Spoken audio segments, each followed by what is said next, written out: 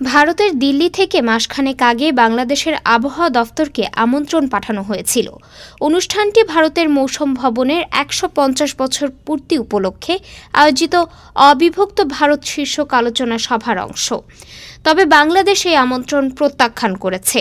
বাংলাদেশ আবহাওয়া দফতরের কার্যনির্বাহী পরিচালক মমিনুল ইসলাম জানিয়েছেন, সরকারি খরচে অনাবশ্যক বিদেশ ভ্রমণে আমাদের কিছু বাধ্যবাধকতা রয়েছে।